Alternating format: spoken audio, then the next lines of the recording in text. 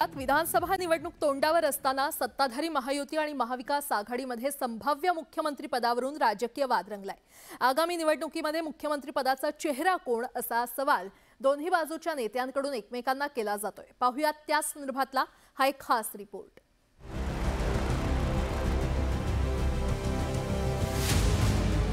लोकसभा निवडणुकीनंतर उद्धव ठाकरेंनी दिल्ली दौरा केला। या दौऱ्यात त्यांनी इंडिया आघाडीतील प्रमुख नेत्यांच्या भेटीगाठी घेतल्या। राज्यातील विधानसभा निवडणुकीच्या तोंडावर उद्धव ठाकरेंच्या दिल्ली दौऱ्याला वेगळंच राजकीय महत्त्व प्राप्त झालं होतं। महाविकास आघाडीच्या जागा वाटपावर या दौऱ्यात चर्चा झाल्याचं बोललं जातंय। पण ठाकरेंच्या दिल्ली वारीनंतर महाविकास आघाडीच्या मुख्यमंत्री पदाचा चेहरा कोण अशी राजकीय चर्चा सुरू झाली आहे। ठाकरेंच्या पक्षाचे खासदार संजय राऊतांनी मुख्यमंत्री पदाच्या चेहऱ्याविषयी हे सूचक विधान केलंय। महाराष्ट्रात विधानसभा निवडणुकांना सामोरं जाताना विरोधी पक्षाचा चेहरा हा उद्धव ठाकरे असं मी असं म्हणालो असं मानावं मी असं म्हणत नाही, पण उद्धव ठाकरे सातत्याने जेव्हा या देशामध्ये मोदी व शहा यांच्या अत्याचाराविरुद्ध अन्यायाविरुद्ध कुणी आवाज उठवत नव्हतं, तेव्हा या देशामध्ये राहुल गांधी आणि उद्धव ठाकरे हे दोन प्रमुख नेते सातत्याने कोणती पर्वा न करता आवाज उठवत राहिले। आगामी विधानसभा निवडणुकीत महाविकास आघाडीचा मुख्यमंत्री पदाचा चेहरा म्हणून ठाकरेंच्या नावाचं सुतोवाच संजय राऊतांनी केलं, तर महाविकास आघाडीतील काँग्रेस आणि शरद पवारांच्या पक्षातील नेत्यांनी कानावर हात ठेवले। माझा प्रश्न आहे, आम्हाला सारखे प्रश्न विचारण्यापेक्षा युतीचा चेहरा कोण याचं उत्तर त्यांच्याकडून जरा घ्या, मग आमच्याकडे या।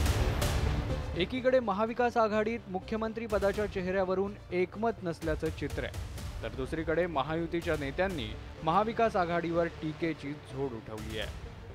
3 दिवस दिल्लीमध्ये येऊन बसावं लागतंय, वाट पाहावं लागतंय, वेळ देतायत की नाही ते बघावं लागतंय आणि मलाच मुख्यमंत्री पदाचा चेहरा करा याच्यासाठी गारानं मांडायला लागतंय।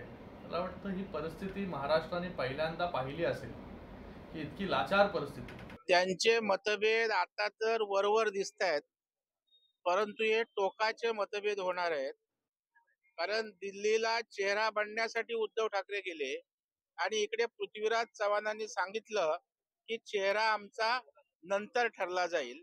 याच्यावरून महाविकास आघाडीमध्ये भविष्यात विधानसभेत काय वाढलंय हे आपल्या लक्षात येईल।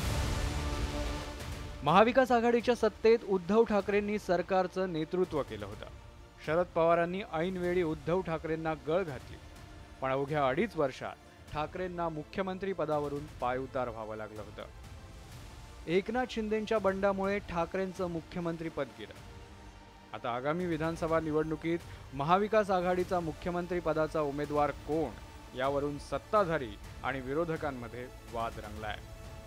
बाजारात नाही तुरी आणि नवरा नवरीला मारी अशा प्रकारची मराठीत म्हण आहे, तशीच अवस्था महाविकास आघाडीतल्या काँग्रेस, उद्धव ठाकरे गट आणि शरद पवार गटाची झाली आहे। यांना बहुमताचा पत्ता नाही, प्रत्येकाला 100 जागा लढवायला मिळतील की नाही हे माहीत नाही आणि हे मुख्यमंत्री पदावरनं भांडतायत आणि त्याच्यामुळे मुख्यमंत्री महायुतीचाच होणार आहे।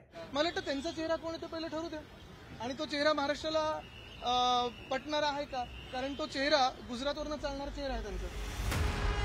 सत्ताधारी महायुती असो किंवा महाविकास आघाडी, दोन्ही बाजूंकडून मुख्यमंत्री पदाचा चेहरा जाहीर करण्यात अडचणी आहे। सत्ताधाऱ्यांचा विचार केल्यास सर्वाधिक आमदार असतानाही 2 वर्षांपूर्वी भाजपनं शिंदेंना मुख्यमंत्री पदाची संधी दिली, त्यामुळे महायुतीची सत्ता आल्यास पुढचं मुख्यमंत्रीपद भाजपला मिळावं अशी भाजप नेते आणि कार्यकर्त्यांची अपेक्षा आहे, तर शिंदेंच्या नेतृत्वातील शिवसेनाही मुख्यमंत्री पदासाठी आग्रही आहे।